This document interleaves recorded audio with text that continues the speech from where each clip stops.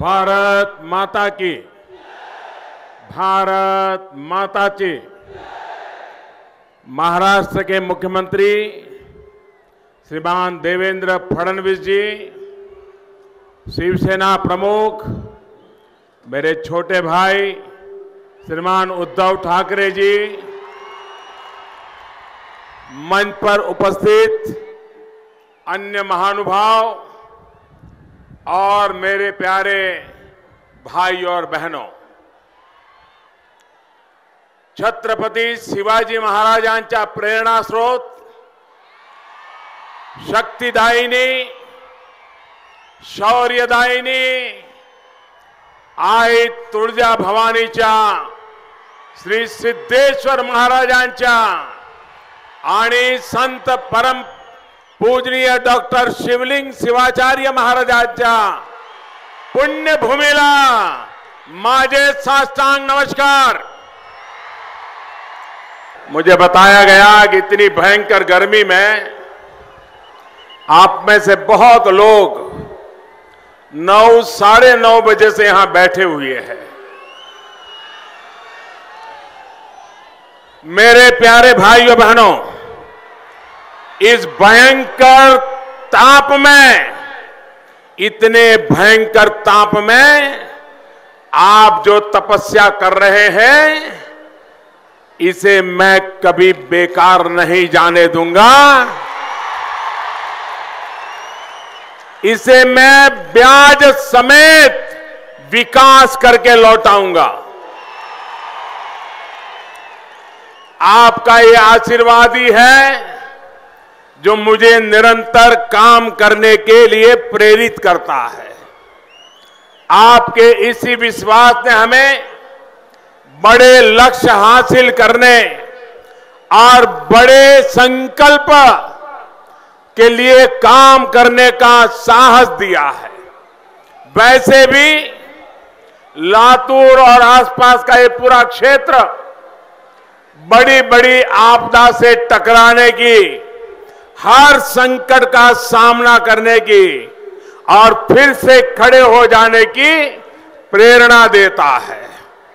साथियों, छत्रपति शिवाजी महाराज जैसे महाराष्ट्र की धरती के महान शूरवीरों ने जिस प्रकार के स्वाभिमानी और शक्तिशाली राष्ट्र की कल्पना की थी, ठीक उसी रास्ते पर आज भारत चल पड़ा है। साथियों, 2014 में आपके सामने हम कुछ लक्ष्यों को लेकर के आए थे। इन लक्ष्यों को प्राप्त करने में आपने मेरा जो सहयोग दिया, जिस तरह बड़े फैसलों का समर्थन किया, मैं उसके लिए आज आदरपूर्वक, नम्रतापूर्वक आपका आभार जताता हूं। भाई और बहनों, आपके इस चौकीदार की 5 वर्ष की सबसे बड़ी कमाई है विश्वास। जो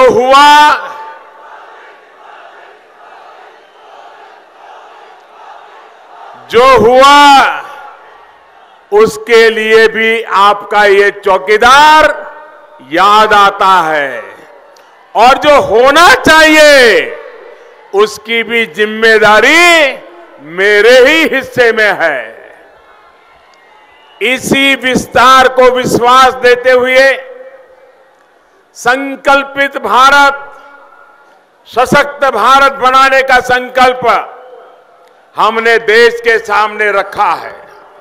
साथियों, राष्ट्रवाद हमारी प्रेरणा है, अंत्योदय हमारा दर्शन है और सुशासन ये हमारा मंत्र है। इसी भावना पर नए भारत के निर्माण के लिए हम देश के जन जन, देश के हर नागरिक की भागीदारी चाहते हैं। एक तरफ हमारी नीति और नियत है और दूसरी तरफ हमारे विरोधियों का दोहरा रवैया है। साथियों, आतंकवादियों के अड्डों में घुसकर मारेंगे,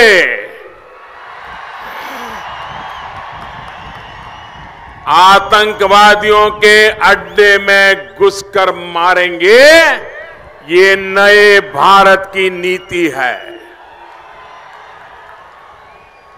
आतंक को हरा कर ही हम दम लेंगे, ये हमारा संकल्प है।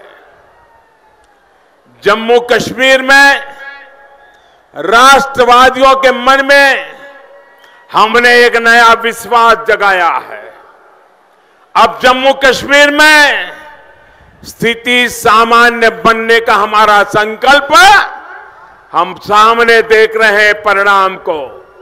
साथियों, घुसपैठियों की पहचान का हमने वादा किया था।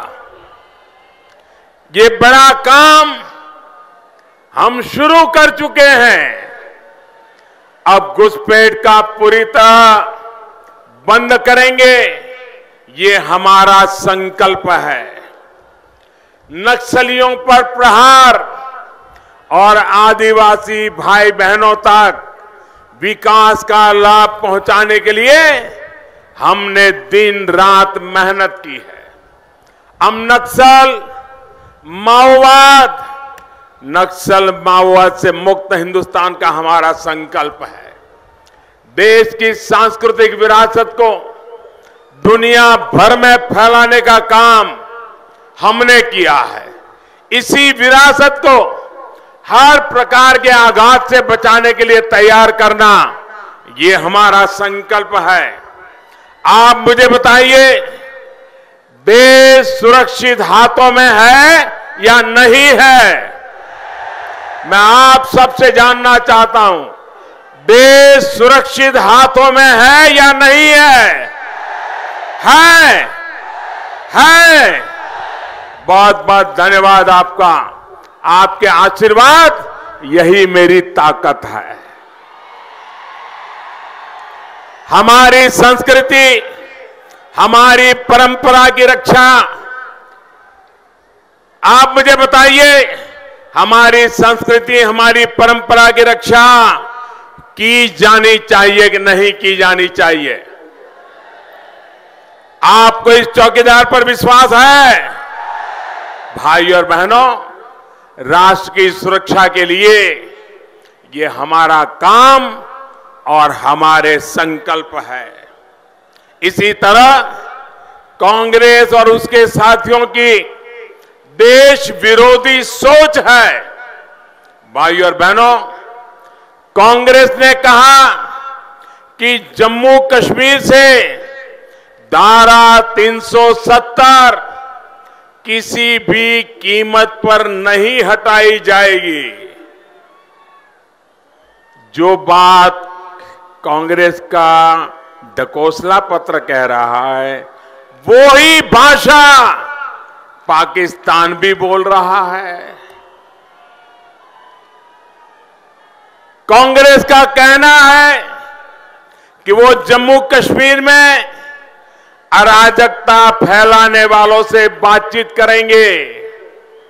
पाकिस्तान भी तो यही बार बार कह रहा है कि ताकि भारत इन्हीं बातों में उलझा रहे। कांग्रेस कस रही है कि हिंसा वाले इलाकों में सैनिकों को मिले विशेष अधिकार को वापस ले लेंगे। पाकिस्तान भी तो यही चाहता है ताकि आतंक के सरपरस्तों को खुली छूट मिल जाए।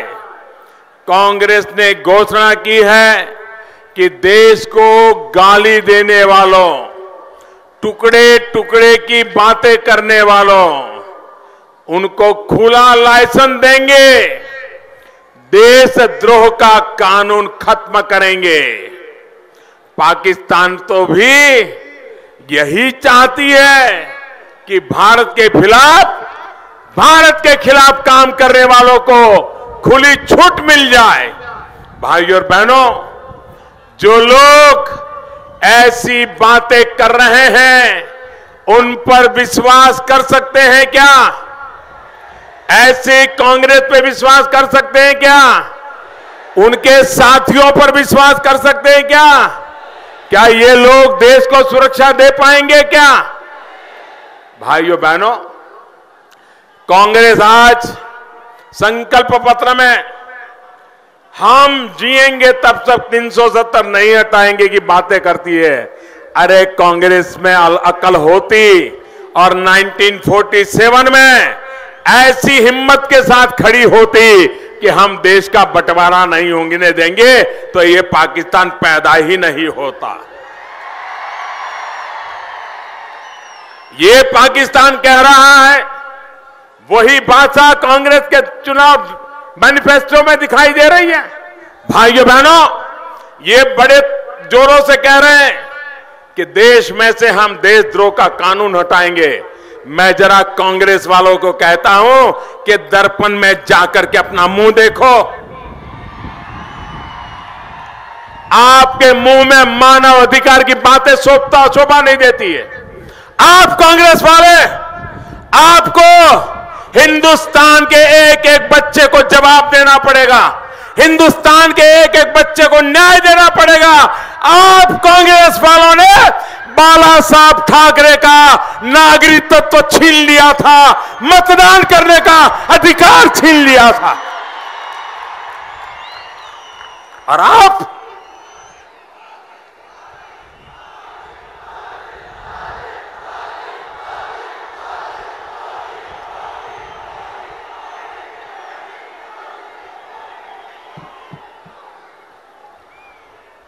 साथियों, कांग्रेस और उसके मिलावटी साथियों की वजह से ही देश में इतने दशकों तक सुरक्षा की ऐसी स्थिति बनी रही। अब तो कांग्रेस, एनसीपी जम्मू कश्मीर के लिए अलग प्रधानमंत्री चाहने वालों के साथ खड़ी हो गई है। अरे शरद राव,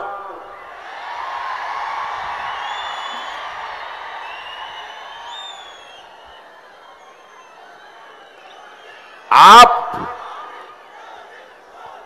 ऐसे लोगों के साथ खड़े हो? अरे कांग्रेस से तो देश को कोई अपेक्षा नहीं है, लेकिन शरद राव आप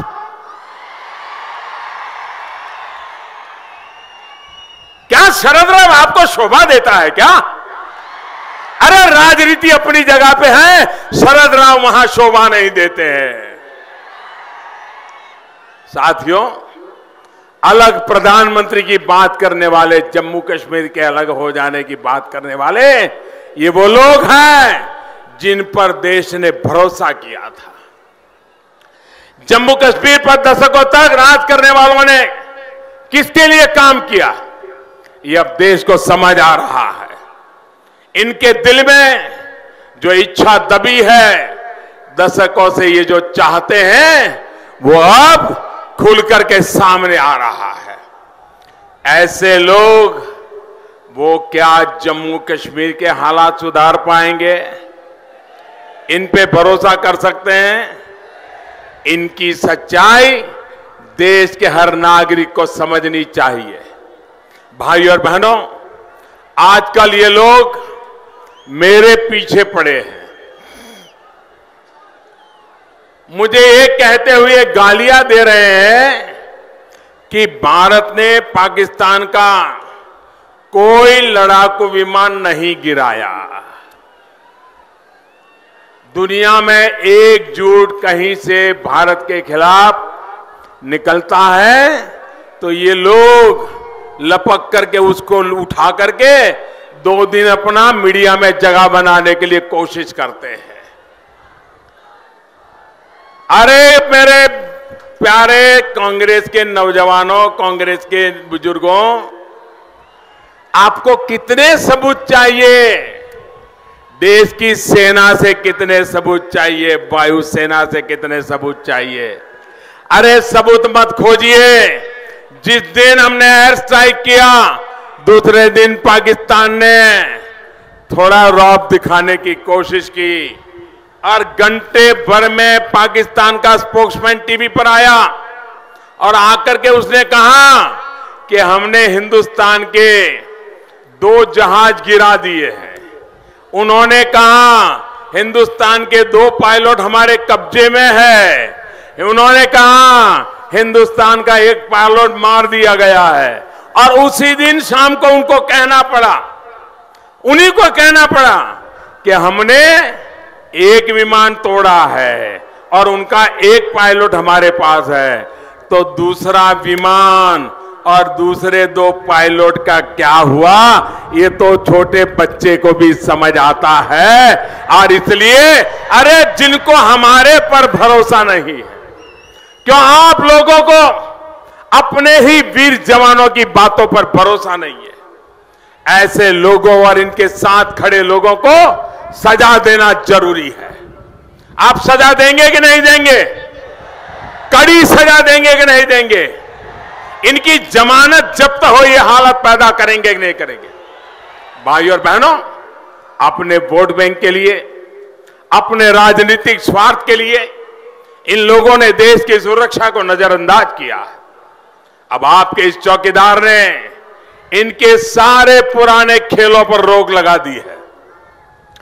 अब जो फैसले हो रहे हैं वो सिर्फ और सिर्फ देश के हितों को आगे रखकर, देश के लोगों को आगे रखकर किए जा रहे हैं। भाई और बहनों, गांव और किसानों के लिए महायुति की सरकार ने निरंतर काम किया है। 2022 तक किसान की आय 2 गुनी हो, ये हमारा संकल्प है। इस संकल्प को पूरा करने के लिए हमने 22 फसलों का एमएसपी लागत का 1.5 गुना तय किया था। हमने बीज से बाजार तक पुरानी व्यवस्थाओं को बदलने के लिए काम किया है। इसी तरह प्रधानमंत्री किसान सम्मान निधि के जरिए अभी 12 करोड़ छोटे और सीमांत किसान परिवारों के खाते में आज सीधे पैसे जमा हो रहे हैं। अब भाजपा ने कल जो संकल्प पत्र घोषित किया है, हमने देश के किसानों को वादा किया है कि चुनाव के बाद हमारी जब नई सरकार बनेगी, सरकार बनने के बाद पहले वाली जो हमने योजना बनाई है छोटे और सीमांत किसानों की, उसको आगे बढ़ा करके देश के सभी किसान परिवारों को ये योजना का लाभ मिलेगा। यानी देश के हर किसान के खाते में सीधे पैसे ट्रांसफर किए जाएंगे। साथियों, खेती के लिए पैसे की दिक्कत कम हो, इसके लिए ये भी महत्वपूर्ण बात मैं बताता हूं। खेती के लिए पैसे की दिक्कत कम हो, इसके लिए किसान क्रेडिट कार्ड से 1 लाख रुपए तक बिना ब्याज दिए आपको पैसे मिल पाएंगे। 0 ब्याज होगा, इसका ऐलान भी कल संकल्प पत्र में कर दिया गया है। भाई और बहनों, चुनावों के बाद आने वाली एनडीए सरकार देश में एक और नई व्यवस्था शुरू करने जा रही है। ये है देश के किसानों के लिए पेंशन योजना। 60 साल के बाद देश के छोटे किसानों को मिलने वाली पेंशन उनके लिए एक बड़े सपोर्ट की तरह काम करेगी। ये किसानों को सामाजिक सुरक्षा के लिए बहुत बड़ा कदम होगा। लेकिन मैं कल देख रहा था, कुछ विद्वान लोग, हमारे विरोधी लोग इसका मतलब कुछ और ही निकाल रहे थे। वो कहते थे किसान तो रिटायर होता ही नहीं है। अरे भाई, हम भी नहीं चाहते कोई रिटायर हो। हमने कहा है 60 साल के बाद पेंशन मिलना शुरू हो जाएगा, वो रिटायर हो या ना हो। टीचर भी तो रिटायर होने के लिए बाद काम करता है, लेकिन पेंशन 60 रिटायर होते ही शुरू हो जाती है। और इसलिए रिटायर होने का मतलब ये तो नहीं होता कि वो घर बैठ जाता है। वो बच्चों को पढ़ाता है, ट्यूशन देता है, उससे भी टीचर की कमाई होती है। इसका मतलब ये थोड़ा होता है कि उसे पेंशन से लाभ नहीं मिलेगा। साथियों, इसलिए मैं हमेशा कहता हूं कि कांग्रेस और उनके साथी किसानों को, किसान की जरूरत को कभी समझ ही नहीं पाए। साथियों, किसानों के साथ दूसरे गरीब परिवारों के कल्याण के लिए भी हमने अपनी कोशिशों को नए स्तर पर ले जाने का संकल्प लिया है। देश के करीब 40 करोड़ असंगठित मजदूरों को पहली बार 3,000 रुपए की नियमित पेंशन हम सुनिश्चित कर रहे हैं। अब देश के करोड़ों छोटे मेहनती दुकानदारों को भी हमने एक और विचार किया है, कल संकल्प पत्र में घोषित किया है। हर गांव में 5-10 छोटे दुकानदार होते हैं। उनको भी चिंता रहती है बुढ़ापे में क्या होगा। हमने तय किया है कि देश भर के छोटे दुकानदारों को भी पेंशन की सुविधा से जोड़ने का काम करेंगे और उनको भी पेंशन मिलेगा।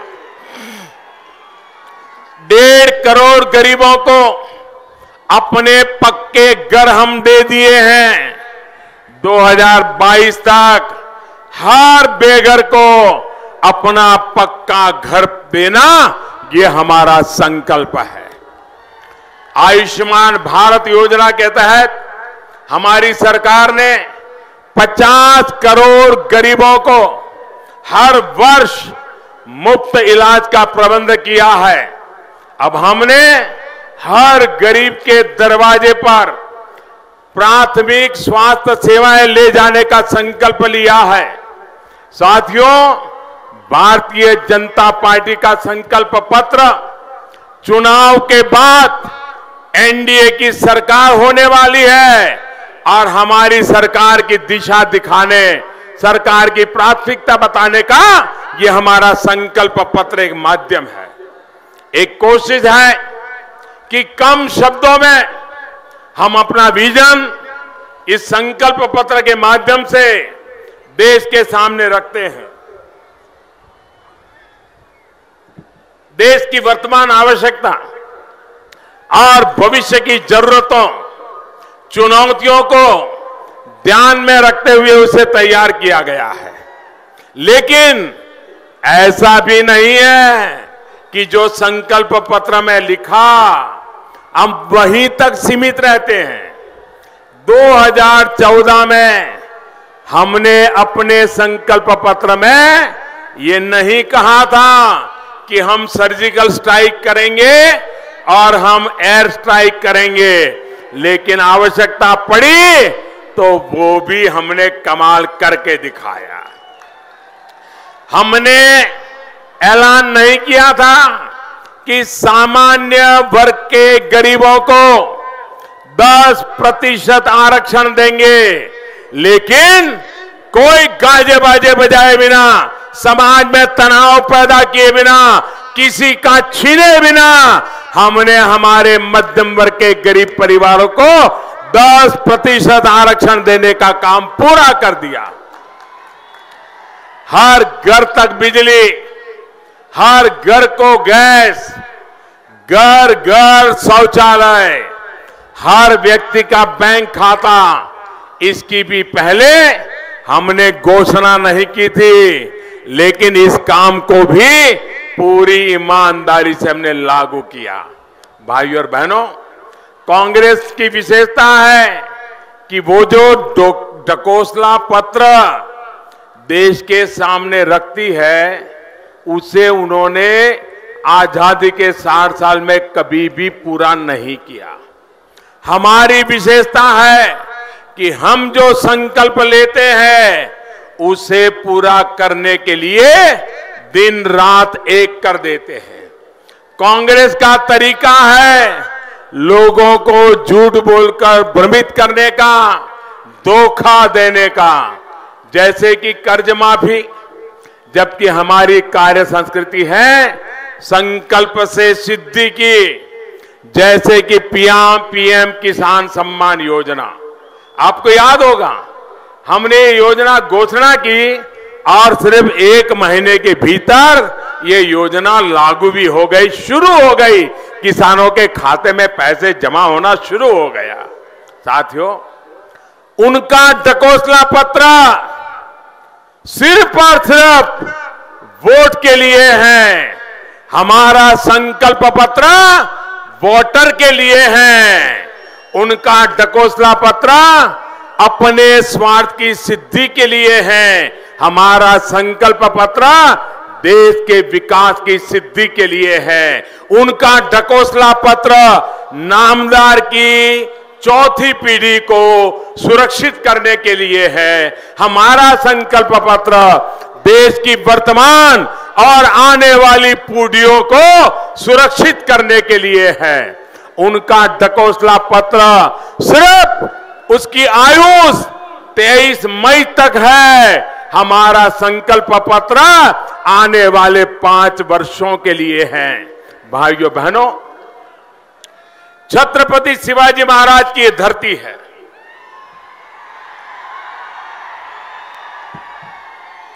छत्रपति शिवाजी महाराज की पहचान कुछ लोग इसी में देखते हैं कि छत्रपति शिवाजी महाराज बहुत बड़े योद्धा थे। बहुत कम लोग इस बात की चर्चा करते हैं कि वे एक महान प्रशासक, जमीनी जरूरतों को देखते हुए काम करने वाले एक महान नीति निर्माता भी थे। अपने समय में छत्रपति शिवाजी महाराज ने महाराष्ट्र की धरती पर पानी के लिए जो काम किया, पानी का जो प्रबंधन किया था, उससे महाराष्ट्र और देश को काफी कुछ सीखने को मिला। इतने सालों पहले किया था। शासन प्रशासन में ऐसी ही सोच आने वाले भविष्य को सुरक्षित करती है। साथियों, दुनिया में चर्चा है कि आने वाले समय में अगर युद्ध होंगे तो पानी के लिए युद्ध होने वाले हैं। इस गंभीर स्थिति में क्या हिंदुस्तान सोता रहेगा? हाथ पर हाथ धरकर बैठे रहेंगे? एक दृढ़दृष्टा पार्टी, एक दृढ़दृष्टा सरकार का काम यही है कि वो भविष्य की चुनौतियों को देखते हुए अभी फैसले ले। पानी की चुनौतियों को ध्यान में रखते हुए हम अपनी अगली सरकार में जल शक्ति के लिए एक अलग मंत्रालय बनाने जा रहे हैं। ये हमने घोषणा की। इसके तहत देश भर में नदियों को जोड़ने का काम होगा।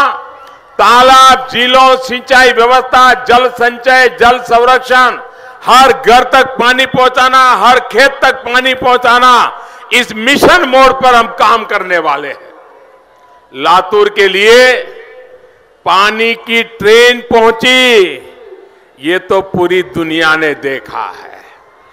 जल युक्त शिवार का लाभ भी देखा है। अब मां तुलजा भवानी के आशीर्वाद से इस क्षेत्र में पानी की दिक्कत कम हो, इसके लिए हम अपने प्रयास और बढ़ाएंगे। साथियों, देश में रोजगार और स्वरोजगार के लिए मेक इन इंडिया और मुद्रा योजना के माध्यम से एक व्यापक काम हमने किया है। देश भर में वंदे भारत एक्सप्रेस जैसी हाई स्पीड ट्रेन चले, इसका संकल्प हमने लिया है। बहुत जल्द मां तुलजा भवानी के दर्शन के लिए भी श्रद्धालु से ट्रेन से पहुंच पाएंगे। साथियों, लातूर की रेल कोच फैक्ट्री आपको समर्पित हो चुकी है। ये फैक्ट्री नए भारत की रफ्तार में अहम भूमिका निभाने वाली है। देश के अनेक शहरों में जो मेट्रो ट्रेन का विस्तार हो रहा है, उनके डिब्बे भी यही लातूर में बनने वाले हैं। इससे यहां पर रोजगार के नए अवसर भी बनेंगे। साथियों, आज मैं देश के उन नौजवान वोटरों से भी आग्रह करना चाहता हूं जो इस चुनाव में पहली बार वोट डालेंगे, और ये बड़े गर्व की बात है। ये वो वोटर है जिनका जन्म 21वीं सदी में हुआ है। ये वो वोटर है जो 21वीं सदी में पहली बार देश की सरकार चुनने जा रहे हैं, लोकसभा के लिए वोट देने जा रहे हैं। और इसलिए 21वीं सदी के ये महत्वपूर्ण मतदाता जो पहली बार के वोटर हैं, मैं आपके लिए कुछ बातें करना चाहता हूं। देश के फर्स्ट टाइमर वोटरों के साथ मैं आज छत्रपति शिवाजी महाराज की इस पुण्य भूमि की धरती से बात करना चाहता हूं, तुलजा भवानी की धरती से बात करना चाहता हूं। मेरे फर्स्ट टाइम वोटर्स, आपने देखा होगा कि हमारे यहां कई परिवारों में देखने को मिलता है कि किसी भी बेटे या बेटी को कहीं काम मिल जाता है, नौकरी मिल जाती है, कमाई हो जाती है, और फर्स्ट टाइम जब उसको सैलरी मिलती है, अगर दुकान करता है तो पहली बार जो कमाई होती है, छोटा मोटा कोई भी कारोबार होता है, पहली जब कमाई होती है, हमारे देश में ज्यादातर बेटे बेटी क्या करते हैं, पहली कमाई खुद के लिए नहीं रखते हैं। मन में सोचते हैं कि जाकर के मां के चरणों में रखूंगा, या जाकर के अपनी कोई आराध्य देवी होगी उस मंदिर में जाकर के चढ़ा दूंगा, या अपनी छोटी बहन होगी तो पहली कमाई उसको दे दूंगा। ऐसा आज भी होता है कि नहीं होता है? ये हम पहली कमाई दे देते हैं कि नहीं देते हैं? ये देश की परंपरा है। मैं आपसे कहना चाहता हूं, मेरे देश के फर्स्ट टाइम वोटर को, आप भी संकल्प कीजिए कि पहला वोट आपका, जो आपके जीवन की ऐतिहासिक घड़ी है, आपके जीवन पर याद रहेगा कि पहला वोट कब डाला, कहां डाला, कौन सा चुनाव था, किसको डाला, ये जीवन भर याद रहने वाला है। हर किसी को पहली घटना याद रहती है। मैं जरा कहना चाहता हूं मेरे फर्स्ट टाइम वोटरों को, क्या आपका पहला वोट पाकिस्तान के बालाकोट में एयर स्ट्राइक करने वाले वीर जवानों के नाम समर्पित हो सकता है क्या? मैं मेरे फर्स्ट टाइम वोटर से कहना चाहता हूं कि आपका पहला वोट पुलवामा में जो वीर शहीद हुए, उन वीर शहीदों के नाम आपका वोट समर्पित हो सकता है क्या? मैं फर्स्ट टाइम वोटर को कहना चाहता हूं, क्या गरीब को पक्का घर मिले, इसके लिए आपका वोट समर्पित हो सकता है कि नहीं सकता है? मैं मेरे फर्स्ट टाइम वोटर को कहना चाहता हूं, किसान के खेत में पानी पहुंचे, इसके लिए आपका पहला वोट जाना चाहिए कि नहीं जाना चाहिए? मैं मेरे फर्स्ट टाइम वोटर को कहना चाहता हूं, गरीब से गरीब को आरोग्य की सेवा मिले, आयुष्मान भारत योजना सफल हो, इसके लिए आपका वोट जाना चाहिए कि नहीं जाना चाहिए? मेरे नए वोटर, मेरे फर्स्ट टाइम वोटर, आप तय कीजिए कि आप इस बार वोट सिर्फ और सिर्फ देश के लिए देंगे। आप 18 साल के हो गए, देश ने आपको बहुत कुछ दिया है। आप 18 साल के हुए, आपको समाज ने बहुत कुछ दिया है। 18 साल की जिंदगी में आपके परिवार के साथ साथ किसी शिक्षक ने आपको पढ़ाया होगा, बीमार हुए होंगे तो किसी ने आपकी बीमारी के उपचार किया होगा, आपको आर्थिक मुसीबत होगी तो किसी ने आपको आर्थिक मदद की होगी।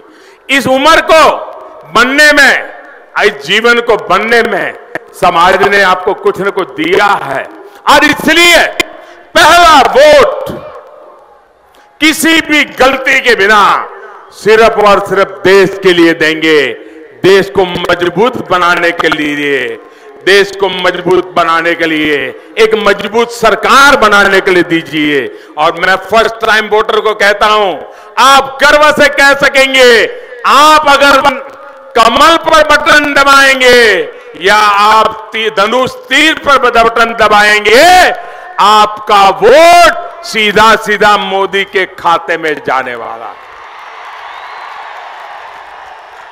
भाइयों और बहनों, एक तरफ एनडीए महायुति की सरकार है जो पूरी तरह से विकास के लिए समर्पित है, भारत को आगे बढ़ाने के लिए काम कर रही है।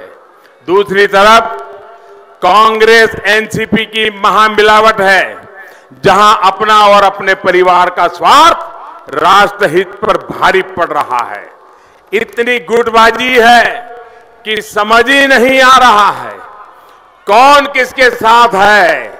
क्या गुटबाजी में फंसे लोग आपका भला कर पाएंगे? आपका भला कर पाएंगे? जो अपने परिवार की सोचते हैं वो आपका भला कर पाएंगे? ये कंफ्यूजन या विश्वास सिर्फ महाराष्ट्र तक सीमित नहीं है। कांग्रेस सिर्फ एक ही परिवार के विकास में लगी है और इसलिए राष्ट्र के विकास की कोई परवाह नहीं है। और जब मैं परिवारवाद की आलोचना करता हूं, अगर इन दलों को सीखना है तो बाला साहब ठाकरे से सीखिए। बाला साहब चाहते तो खुद भी मुख्यमंत्री बन सकते थे। बाला साहब चाहते तो उद्धव ठाकरे जी को भी मुख्यमंत्री बना सकते थे, लेकिन बाला साहब ठाकरे ने वो रास्ता नहीं चुना। देश में परिवारवादी पार्टियां अगर सीखना है तो बाला साहब ठाकरे से सीखो। अरे कांग्रेस में भ्रष्टाचार ही शिष्टाचार है। आपने देखा होगा कल परसों कैसे कांग्रेस के करीबियों के, कांग्रेस के दरबारियों के घर से बक्सों में नोटें निकली है। नोटें देखा कि नहीं देखा? टीवी पे देखा कि नहीं देखा? नोट से वोट खरीदने का ये पाप इनकी राजनीतिक संस्कृति रही है। अब बताइए भैया, वो पिछले 6 महीने से बोल रहे हैं चौकीदार चोर है, बोल रहे कि नहीं बोल रहे? लेकिन नोटें कहां से निकलती है? नोटों के बंडल कहां से निकल रहे हैं? असली चोर कौन है? असली चोर कौन है? असली चोर कौन है? चौकीदार का भय किसको है? चौकीदार का भय किसको है? चौकीदार से कौन कांप रहा है? इतने नोटों के बंडल निकल रहे हैं तो चौकीदार को गाली नहीं देंगे तो क्या देंगे? सोचिए, मध्य प्रदेश में सरकार बनी अभी 6 महीने नहीं हुए हैं, लेकिन इनकी मास्टरी देखिए, इनकी कलाकारी देखिए। अरबों खरबों रुपये की लूट के सबूत मिल चुके हैं भाइयों, सबूत मिल चुके हैं। बड़े बड़े लोगों के बंगलों से कैसे करोड़ों का काला धन इधर से उधर हुआ, इसके सबूत आज सामने खड़े हैं। मारे डर के कुछ राग दरबारी कल तो किसी के यहां से रुपये पड़े तो कांग्रेस के इस परिवार के खासम खास वहां पहुंच गए। पैसे जब्त न हो, सरकार वापस चली जाए, दबाव डालने लगे, दादागिरी करने लगे। लेकिन कैमरा वाले जब फोटो निकालने लगे तो मुंह पे रुमाल बांध करके भाग गए। साथियों, भ्रष्टाचारी वो काम है जो कांग्रेस सत्ता में आने के बाद पूरी ईमानदारी से भ्रष्टाचार का काम करती है। वो कभी अपने ढकोसला पत्र में भ्रष्टाचार की बात नहीं लिखती, लेकिन सरकार में आने के बाद सबसे पहले ये रुपये मारने का ही काम करती है। भाइयों और बहनों, आप आश्वस्त रहिए, भ्रष्टाचारियों से, आतंकवादियों से देश को सुरक्षा देने के संकल्प के साथ आपका ये चौकीदार, भाजपा शिवसेना की ये महायुति पूरी ताकत के साथ जुटी हुई है। आपका एक एक वोट सीधा मोदी को जाएगा, चौकीदार को मजबूत करेगा। और भाइयों बहनों, मैं एक छोटी सी कथा सुनाना चाहता हूं। गर्मी बहुत है, आप हिलने का नाम नहीं ले रहे हैं, तो मेरा भी मन कर रहा है बोलता रहूं। इतना प्यार, इतना आशीर्वाद ये दिल्ली में बैठे हुए लोगों को समझ नहीं आता है जी।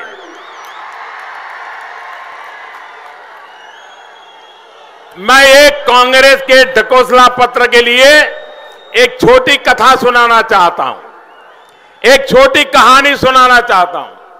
एक बार एक परिवार में एक बुजुर्ग और उनके 3 बेटे थे।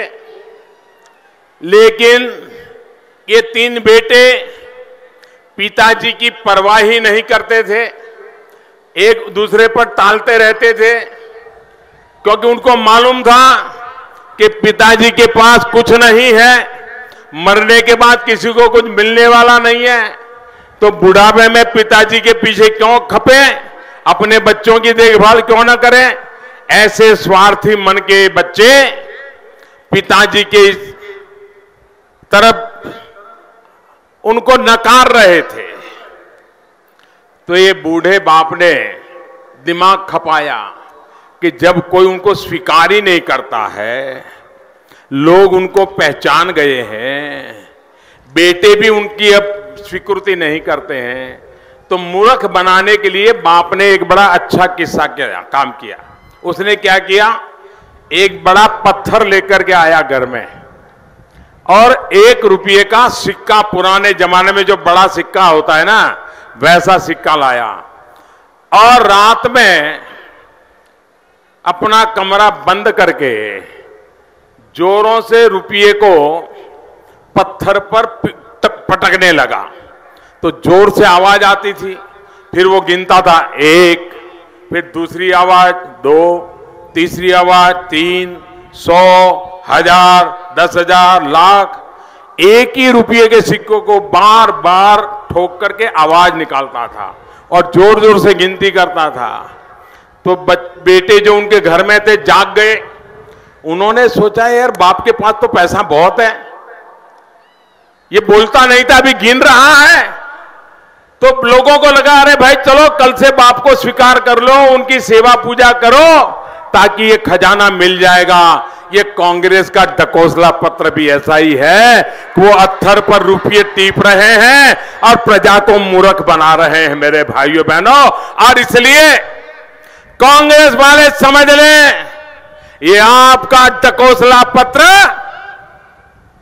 25 साल पहले आपके पिताजी ने, कभी आपकी दादी मां ने लोगों की आंख में धूल झोंक दी। अब वक्त बदल चुका है, आप लोगों को मूर्ख नहीं बना सकते। यहां इतनी बड़ी तादाद में आप लोग हैं, मेरे साथ एक नारा बोलेंगे? ऐसे नहीं, पूरी ताकत से बोलिए, बोलेंगे? सब पे सब बोलेंगे।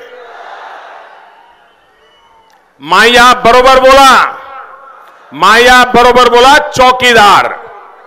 बराबर, गांव गांव है, गांव गांव है, शहर शहर है, लहान थोर, बंधू भगिनी, घरा घरात, शेत मड्यात, शेतकारी मजदूर, वकील व्यापारी, विद्यार्थी सुद्धा, सीमेवर योद्धा, भारत माता की, भारत माता की, भारत माता की। बहुत बहुत धन्यवाद।